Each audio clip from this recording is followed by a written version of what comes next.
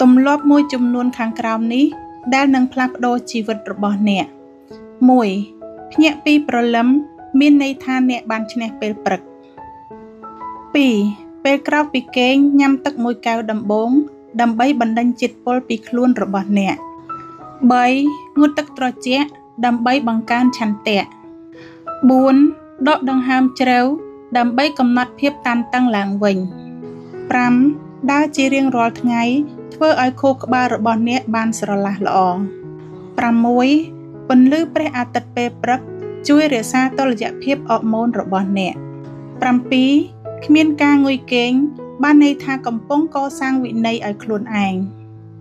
8. លើកទម្ងន់បង្កើនទំនុកចិត្ត 9. បិទទូរស័ព្ទនៅពេលព្រឹកអ្នកនឹងទទួលបាននូវភាពច្បាស់លាស់ 10. គេងងងឹតគឺបង្កើនជាតិមេឡានីន 11. គ្មានជាតិស្ករគឺមានអារម្មណ៍ស្អាត 12. អានសៀវភៅ10នាទីដើម្បីហ្វឹកហាត់ការផ្ដោតអារម្មណ៍របស់អ្នក 13. អង្គុយឲ្យខ្ពស់មានអារម្មណ៍កាន់តែខ្លាំង 14. និយាយថាទេដើម្បីការពារសន្តិភាព 15. ញញឹមឲ្យបានច្រើនដើម្បីពង្រឹងខួរក្បាលរបស់អ្នកឡើងវិញ 16. កែប្រែឥរិយាបថដើម្បីបង្កើនថាមពល 17. លឿនពេលខ្លះជាសះស្បើយរាងកាយ